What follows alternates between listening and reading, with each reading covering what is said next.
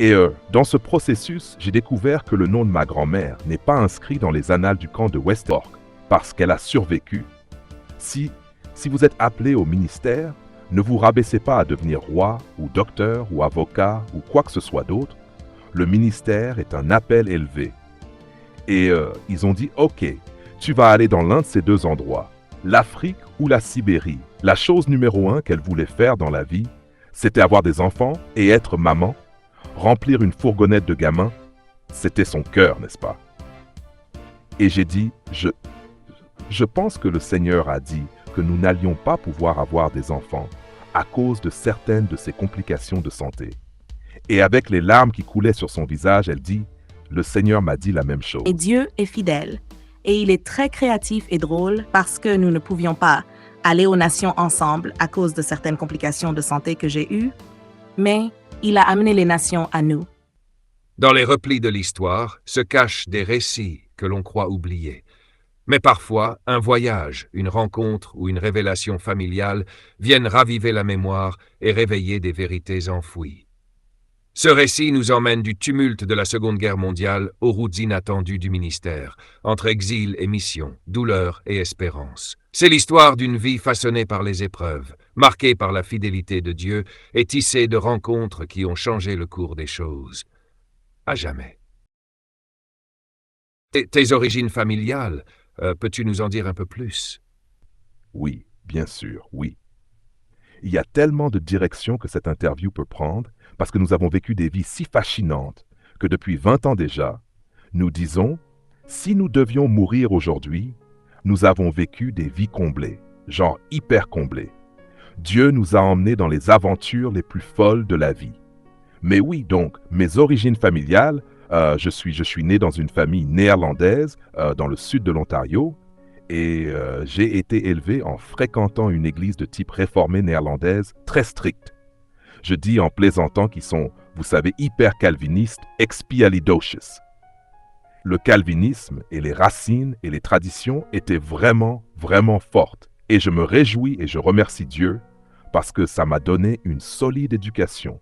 Et pourtant, nous étions tellement immergés dans la tradition que c'est devenu loi et légalisme et c'était en fait assez difficile pour nous. Mais, donc cette culture néerlandaise et tout ça, puis en grandissant, j'ai commencé à en apprendre davantage sur ma famille et d'où vient ce glorieux né que j'ai reçu, et j'ai fini par comprendre. Attendez une seconde. En fait, je suis né dans une famille néerlando-juive. Et je n'ai pas été élevé comme juif, parce que ce qui s'est passé, c'est que pendant la guerre 1943, pendant la Seconde Guerre mondiale, comme la plupart des auditeurs le savent, la guerre a balayé l'Europe de l'Est.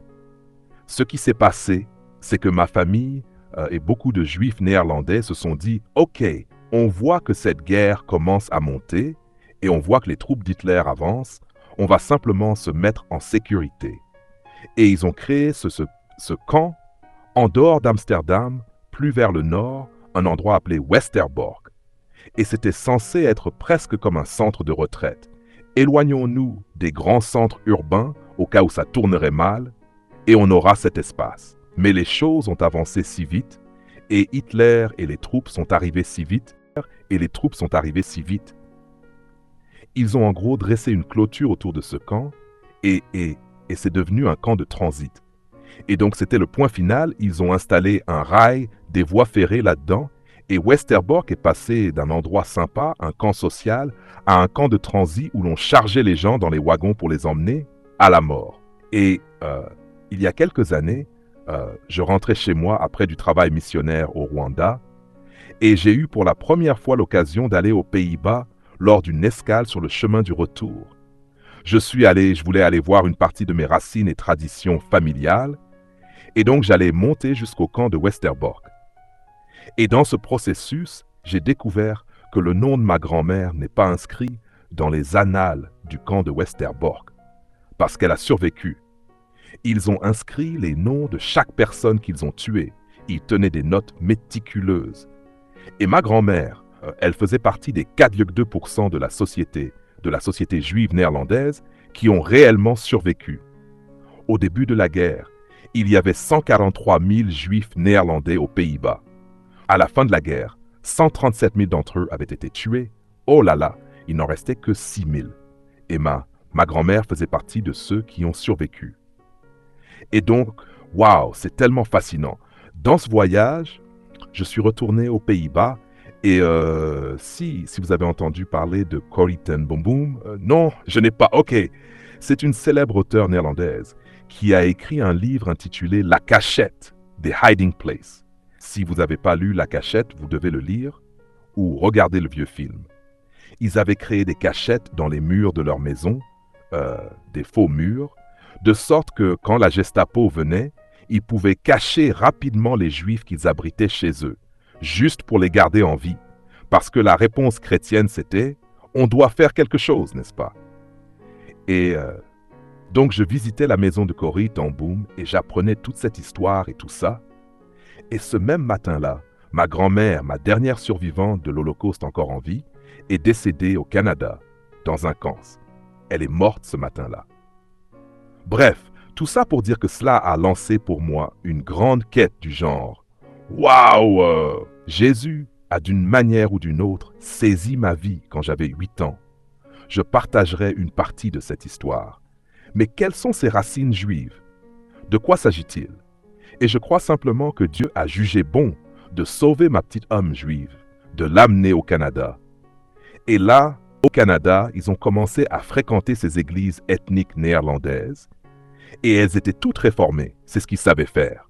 Ils se sont réunis et c'est comme ça que ma grand-mère juive est devenue croyante en Jésus le Messie. Puis ses enfants ont suivi le Seigneur. Et puis moi, son petit-fils, j'ai suivi le Seigneur. Et Dieu a mis une marque sur ma vie et a dit « Tu vas me suivre le reste de tes jours ». C'est fou que les plans de Dieu soient tellement plus élevés et tellement plus grands que nos plans. Vous savez, nous sommes une petite pièce de ce que Dieu fait sur Oui. la terre. C'est incroyable et tellement curieuse aussi que ta grand-mère soit décédée le même jour. Oui, tu étais là. C'est drôle comme arriver ce genre de choses. Oui, exactement. Donc oui, si tu veux que je partage un peu mon histoire. On adore, oui. Oui, j'ai grandi dans cette tradition réformée néerlandaise et encore une fois, je ne les discrédite pas du tout, c'était une belle base. Mais pour notre famille, difficile, ok? Parce que dans notre tradition, en grandissant, on assistait à 2 cultes, 9h et 14h. Et on avait un peu de mal, et mes parents avaient du mal à en retirer beaucoup. Ils n'avaient pas tout à fait la connexion avec ça. Alors ils ont laissé tomber le 2e culte, et nous avons été un peu placés sous discipline d'église, et nous avons dû rencontrer les anciens. Il y a eu des choses difficiles avec ça. Et ce qui s'est passé, c'est que ma sœur a commencé à fréquenter une église évangélique. Comment ça s'appelait? Night Brethren Church. Night Brethren. Et puis mes sœurs. J'ai 3 sœurs aînées. Ma sœur du milieu est rentrée un jour à la maison en pleurant de joie. J'ai accepté Jésus. J'ai accepté Jésus comme Seigneur. Mes parents n'avaient aucune idée de ce que ça voulait dire, d'après la tradition dans laquelle nous avions grandi. Vous savez, tu es prédestiné et tout ça. Mais maintenant, ils voyaient, waouh, nos enfants acceptent, ils choisissent de suivre Jésus. Et puis, j'ai eu l'occasion, dans notre tradition d'église, on ne faisait pas l'école du dimanche. On ne faisait pas de camp d'été, ni rien de tout ça. On faisait l'instruction chrétienne, on posait la fondation, vous voyez. Je ne sais pas comment c'est arrivé, mais j'avais 8 ans. Et papa et maman ont dit, « Hey, tu vas dans un camp chrétien pendant 1 semaine. » Ok. Je ne me souviens pas des détails. Je me souviens d'y être arrivé et je peux encore me l'imaginer aujourd'hui. C'était un endroit appelé Camp Carroll, Camp C, sur les rives du lac et c'était un camp de l'armée du salut.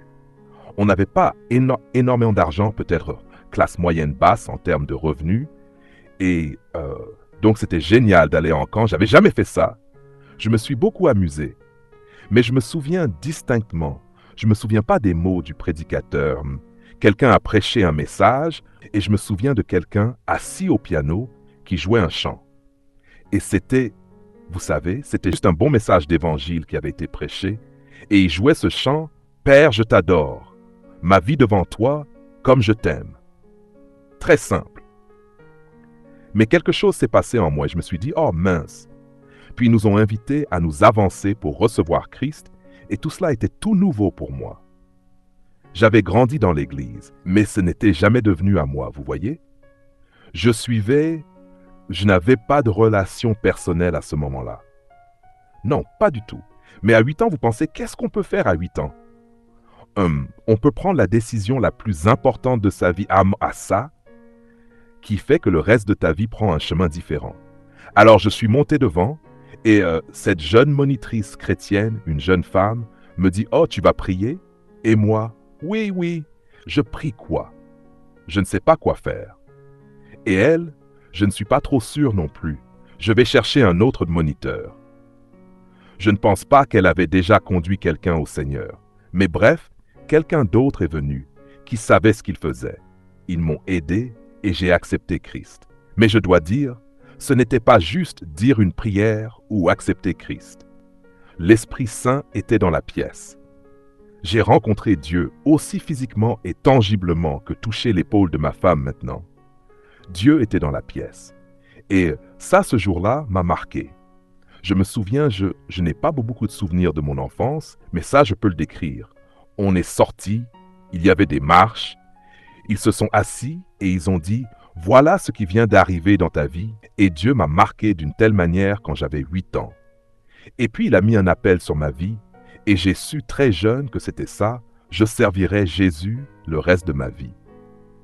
Quelqu'un a parlé sur moi et a dit si tu es appelé au ministère, ne te rabaisse pas à être roi, docteur, avocat ou quoi que ce soit d'autre parce que le ministère est un appel élevé. Et oui. Et donc j'ai senti que Dieu, quand j'avais 8 ans, m'avait mis à part. À partir de là, c'était quelle est la suite? Et ensuite, je ne sais pas si c'était un missionnaire de passage ou quoi, mais tu viens d'Afrique, n'est-ce pas? Oui. Je me suis dit, il faut absolument que j'aille en Afrique. Toute ma vie était orientée ainsi, Dieu m'appelle en Afrique. Oui. Donc, je suis passé par la vie, le lycée, tout ça. Puis à 17 ans, j'ai eu cette opportunité. Je suis venu ici, dans l'ouest du Canada. Il y avait un groupe à l'époque appelé Venture Teams International. Et tu as mentionné Rod Monroe. Rod et moi étions ensemble. On nous a placés dans la même équipe. Nous sommes venus à 18 jeunes. Et ils ont dit, « OK, vous allez aller dans l'un de ces deux endroits, l'Afrique ou la Sibérie. » Oh là là! Oh Seigneur, s'il te plaît, ne... Vous savez, il y a ce chant, s'il te plaît, ne m'envoie pas en Afrique. Hein? Pour moi, c'était, s'il te plaît, ne m'envoie pas en Sibérie. Et je suppliais le Seigneur, s'il te plaît, envoie-moi en Afrique.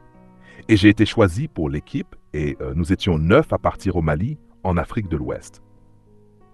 Donc, quel voyage! Tu en as un peu parlé hier.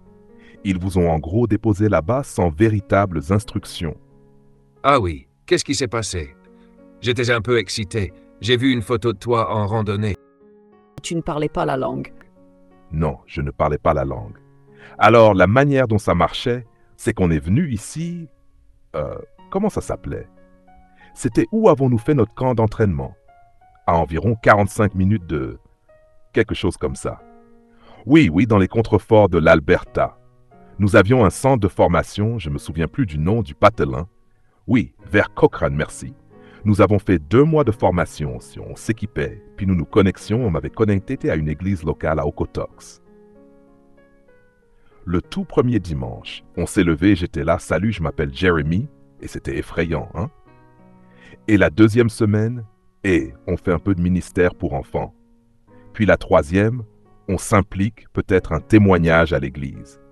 Et finalement, on préparait un programme d'1 heure pour pouvoir partager l'évangile avec musique, théâtre, marionnettes, dessin à la craie, toutes les beaux-arts.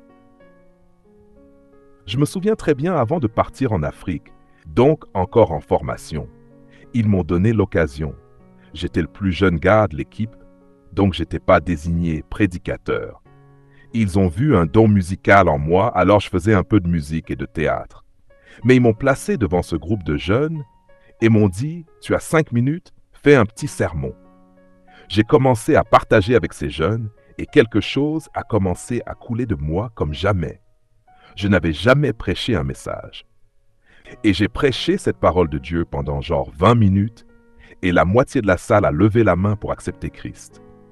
Je me suis retourné, mes encadrants pleuraient au fond parce que soudain Dieu montrait cette onction pour la prédication. Et je me disais, qu'est-ce que c'est? C'était remarquable. Et ensuite on s'envole pour l'Afrique de l'Ouest.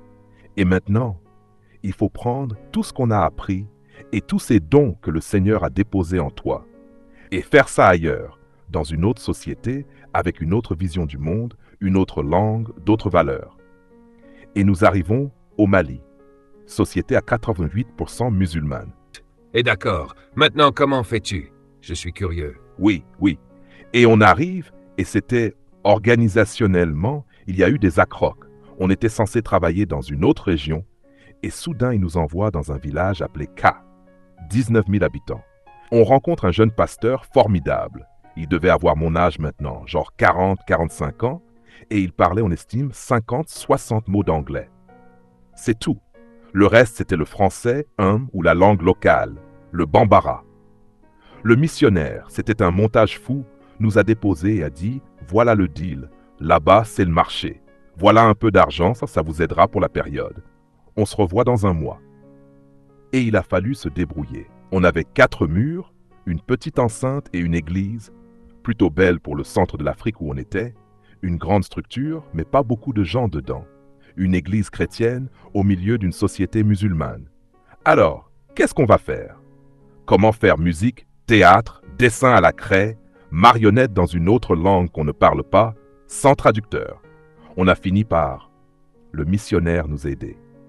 On a eu un générateur à essence et un projecteur bobine à bobine, et on dressait un écran pour projeter le film Jésus. On montait à l'arrière d'un Chevy S10, on s'entassait dans la caisse. Dans cette partie de l'Afrique, on ne s'assoit pas simplement dans la caisse. Ils mettent un banc tout autour. Donc on s'assoit comme ça. La poussière était si terrible qu'on faisait comme les peuls. On s'enroulait la tête, ne laissant que les yeux. On allait de village en village et on projetait le film Jésus. C'était remarquable, parce que pour beaucoup d'entre nous en Occident, on regarde le film Jésus, il est à dos d'âne, les gens en habits traditionnels, etc.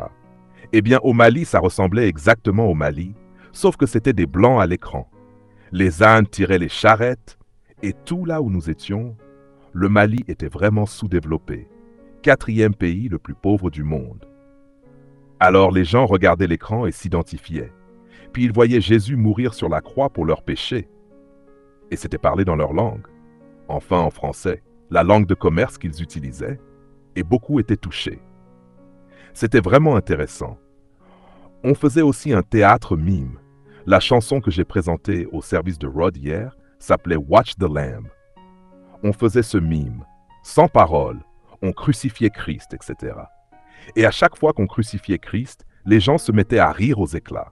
Les enfants riaient, tapaient la poussière en l'air, criaient.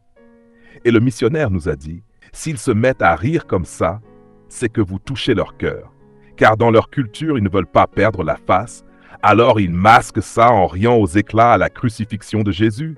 Mais à l'intérieur, ils pleurent, se demandant ce qui se passe.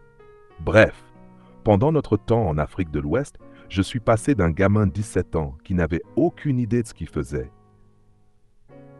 à mon horizon s'est ouvert. On a partagé l'évangile de village en village. Chaque soir, pendant 4 mois et demi. Au final, environ 200 personnes ont dit faire une profession de foi en Christ. Mais on sait que dans une société musulmane, accepter Christ, c'est rejeter sa famille, sa communauté, tu seras chassé ou tué. En fin de compte, le pasteur a dit que réellement, il y avait 20 hommes, des hommes musulmans, qui s'étaient convertis avec leur famille et les avaient amenés à Christ, ce qui est vraiment génial. Oui. Donc, une petite église chrétienne de 4 est passée à 60 après ce labeur de 4 mois et demi. Certains diraient « Waouh, beaucoup de travail pour seulement 20 personnes ». Mais est-ce que ça en vaut la peine? Ça en vaut la peine pour chaque âme. Ça me rappelle une histoire, je la raconterai peut-être mal, d'un prédicateur sous un chapiteau. Il est parti prêcher, il rentre, sa femme lui demande comment ça s'est passé. Il répond pas très bien aujourd'hui. Il n'y avait qu'une seule personne, ce petit Billy Graham. On ne Wow. sait jamais l'impact que l'on a ni comment ça va se déployer. Nous avons interviewé un monsieur avant lui et sa femme venaient d'Afrique. Il n'avait pas d'enfant et sa famille le poussait à quitter sa femme et en prendre une autre parce que sa femme n'enfantait pas. Ils ont fini par venir au Canada avec un permis de travail et elle a eu son enfant au Canada, ce qui leur a donné la résidence permanente. Et tout s'est arrangé magnifiquement. Et le père a dû se repentir d'avoir dit ça à son fils. Et maintenant, je crois qu'ils ont 6 enfants, 4 à eux et 2 enfants adoptés. C'est trop bien. Donc, c'est intéressant. Ok, on n'a pas préparé ça, j'étais en train de me demander comment relier ma femme à cette conversation, et tu viens de toucher quelque chose de très similaire à notre Exactement. histoire. Exactement, c'est super. Bravo, Alors, Amen, on va c'est très peut-être bien. partager un peu. Je veux entendre un peu parler de toi. Nous nous sommes rencontrés quand Catherine avait 12 ans, oui, et moi 14, mais nous vivions à 1h30 l'un de l'autre et il n'y avait pas, vous savez, pas de texto, pas d'email à l'époque. Et j'avais de la famille aux Pays-Bas, donc l'interurbain coûtait trop cher. Alors on devait s'écrire des lettres. Oh oui.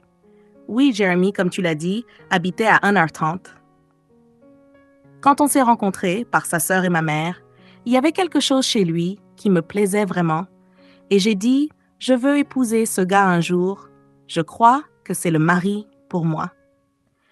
Et étant si jeune et habitant si loin, il n'y avait pas beaucoup d'occasions de se voir. Mais il y avait une soirée de louanges locale où sa famille descendait avec tout leur groupe de jeunes à Kitchener-Waterloo, en Ontario. Ça s'appelait Sunday Night Live, une soirée de louanges, et on adorait tous ensemble. C'était si beau.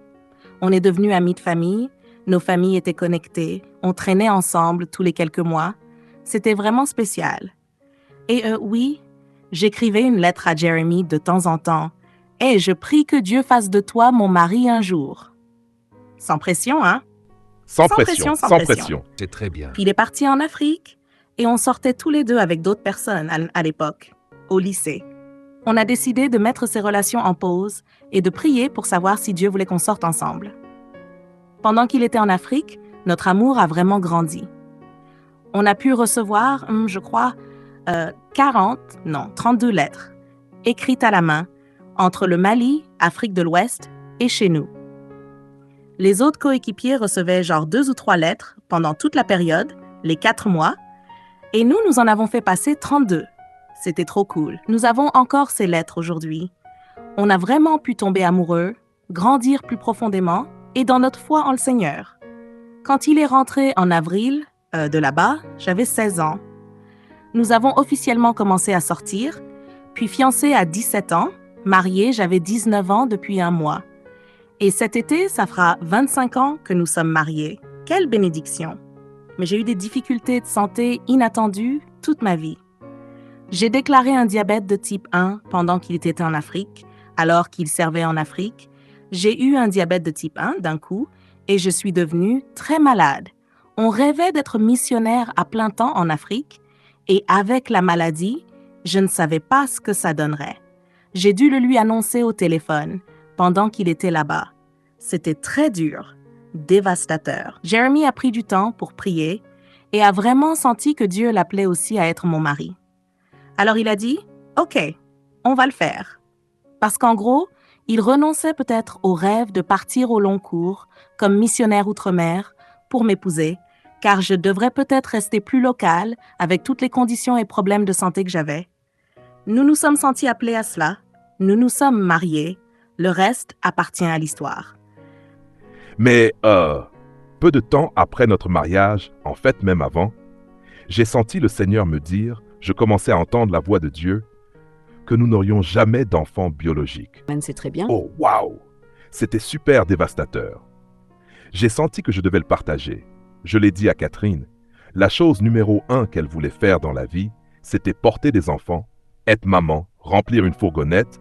C'était son cœur, n'est-ce pas? Et j'ai dit, je pense que le Seigneur a dit que nous n'allons pas pouvoir avoir des enfants à cause de certaines de ses complications de santé. Et les larmes coulant sur son visage, elle dit, le Seigneur m'a dit la même chose. Nous sentions pourtant que nous devions nous marier. Nous avons essayé 5 ans et pas d'enfants. Mais Dieu est fidèle. et il est très créatif et drôle parce que nous ne pouvions pas aller aux nations ensemble à cause de certaines complications de santé que j'ai eues, mais il a amené les nations à nous. Nous sommes donc une maison très multiculturelle maintenant, occupée, et nous avons beaucoup d'enfants. Nous avons pu adopter notre fils Mika à Calgary, en Alberta, quand nous y vivions. Il est métis, noir-blanc. C'est Noir-blanc, une joie. c'est une joie. Dieu a guéri mon sein stérile avec Micah. Il a guéri mon sein stérile parce que mon cœur était plein et mes bras étaient pleins. C'était un tel cadeau. Je ne m'attendais pas à avoir un bébé parce qu'il nous avait dit, lors de l'adoption, que ce serait probablement un enfant de 2 ou 4 ans, quelque chose comme ça. Et nous avons ramené à la maison un bébé de 9 semaines. C'était si spécial. Nous avons aimé élever Micah. Peu après l'avoir eu, nous pastoral pour Prince Albert en Saskatchewan. Nous l'avons eu à 9 semaines, et à 12 semaines, nous avons déménagé en Saskatchewan dans une autre province. Nous avons commencé notre vie là-bas. Puis, Dieu a ouvert notre maison à 2 garçons congolais qui avaient besoin d'un foyer. Ils étaient réfugiés, venus avec leur sœur qui était leur tutrice légale, mais elle ne pouvait pas s'occuper d'eux à ce moment-là. Il fallait faire quelque chose. Plutôt que de les placer aux services sociaux, nous avons décidé de les aimer et de leur donner un foyer. Nous les avons accueillis. Après quelques années, j'avais mon français d'Afrique de l'Ouest, mais ça fait trop longtemps, donc je ne te parle pas en français. Nous n'avons parlé que français à la maison pendant les 3 premiers mois. On s'est débrouillé en français, en anglais et en langue des signes. Puis après 3 mois, on a dit « Stop! Plus de français, vous devez apprendre l'anglais, la société ici. » Les garçons ont grandi, ont bien fait. Ensuite, nous en avons ajouté un de plus à la maison. Dieu a décidé qu'il nous fallait une touche de rose. Quand mon fils Micah avait 3 ans, nous avons adopté une petite fille 100% autochtone. Elle s'appelle Genoa et elle avait 2 ans et demi quand nous l'avons adoptée. Elle et mon fils ont 9 mois d'écart. Donc nous avons Micah et Genoa, puis Luella et aiment nos garçons plus âgés. Et nous avons toujours accueilli des étudiants, coréens, japonais, chinois. Nous sommes une famille d'accueil pour ces jeunes qui ont besoin d'un foyer au Canada. Notre maison est toujours ouverte. Nous sommes leur famille canadienne. Beaucoup d'entre eux poursuivent leurs études, rentrent à la maison pour Noël, pour les occasions spéciales. Nous sommes juste papa et maman pour beaucoup, pour les nations, et Dieu est si bon. Et tu nous disais plutôt que tu étais malade et ils t'ont donné 3 mois à vivre. Oui. J'ai presque vraiment failli mourir 3 fois dans ma vie. Une fois quand j'ai eu le diabète, et Jeremy me connaissait déjà, j'étais une fille très malade à 16 ans. La deuxième fois, je saignais très très fort, j'avais besoin de transfusion et il n'arrivait pas à comprendre pourquoi. Il y a plus d'histoires là-dessus, mais bref, ils ont fait une hystérectomie d'urgence parce que je n'allais pas vivre. C'était incroyable. Pendant 2 semaines, j'ai eu l'impression qu'un miracle s'était produit. Dieu m'a guéri à travers cette hystérectomie. Il a utilisé les médecins. Merci Jésus. Puis 2 semaines plus tard, notre monde s'est écroulé. C'est là que je suis vraiment devenue mourante. J'avais une hypomagnésémie. Le magnésium ne s'absorbait pas dans mon corps. Le magnésium est un relaxant musculaire naturel et l'un de vos plus gros muscles est le cœur. Donc, ce qui se passait, j'étais allongée à l'hôpital, ma fréquence cardiaque allait très très vite. Je rentrais à la maison, ils essayaient de me renvoyer chez moi, j'avais une perfusion, je revenais pour du magnésium F. Quand ils mettaient le magnésium et me testaient quelques heures plus tard, mon magnésium chutait, plus bas qu'avant la perfusion. Mon corps ne répondait pas, je déclinais. Ils ont dit, ce n'est qu'une question de temps.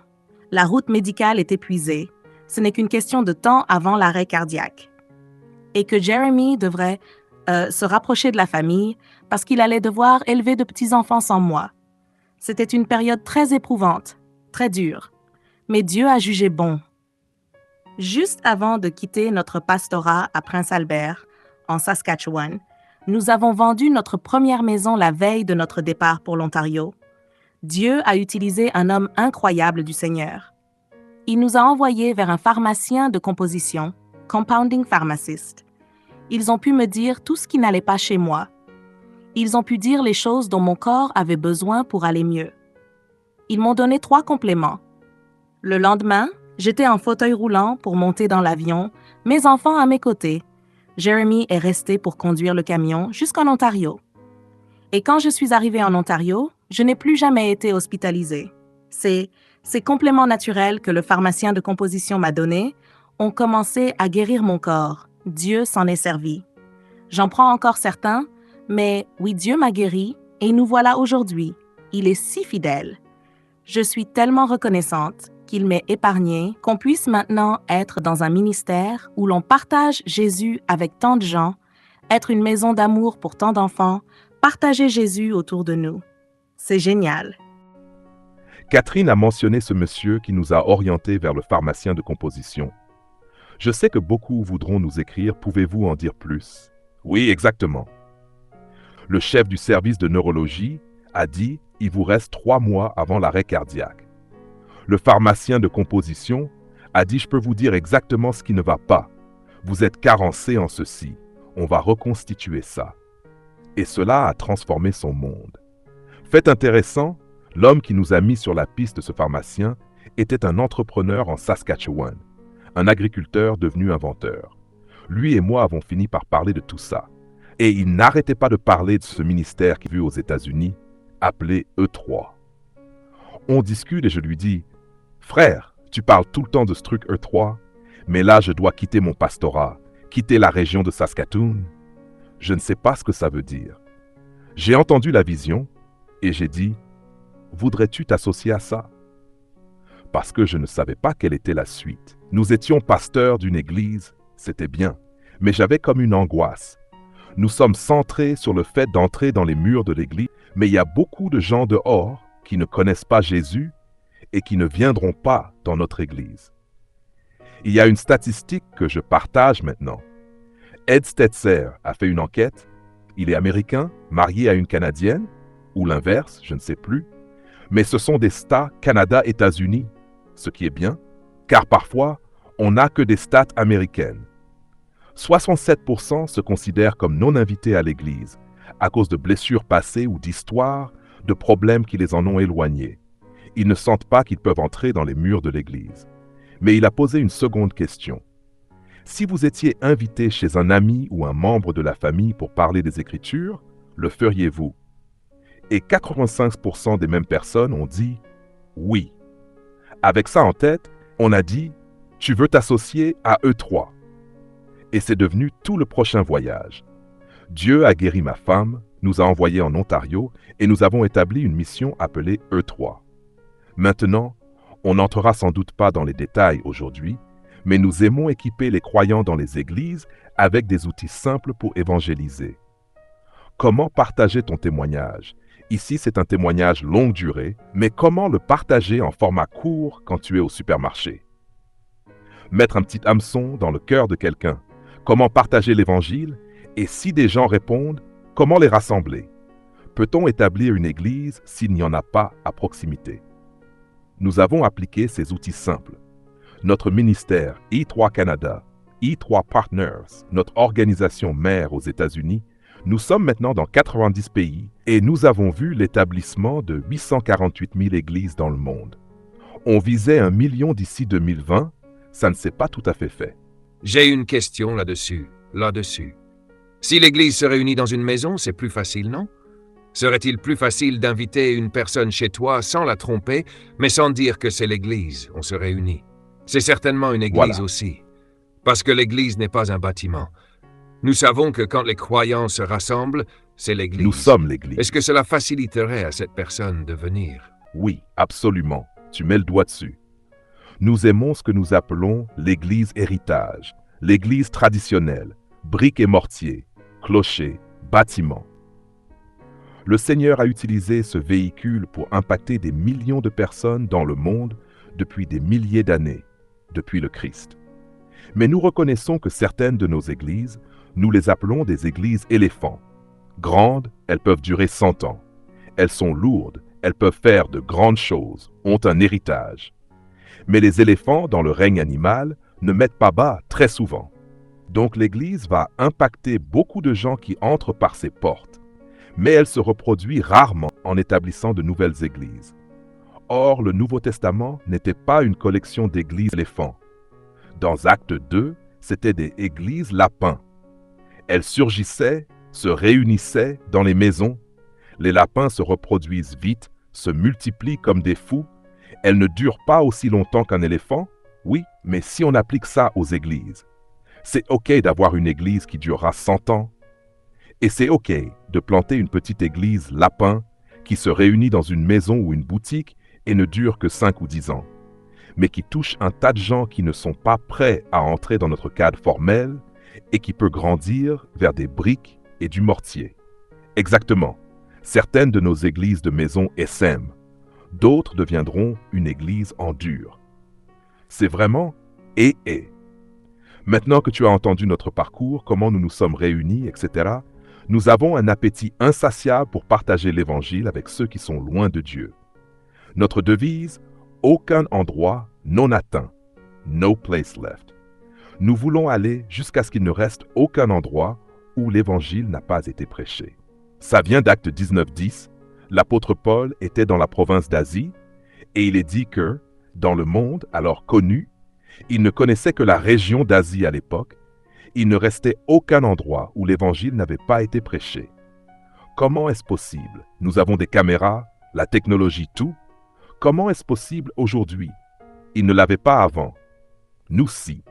Comment se fait-il qu'avec cette technologie, cette interconnexion, cette mondialisation, l'Évangile n'ait pas été prêché dans chaque recoin?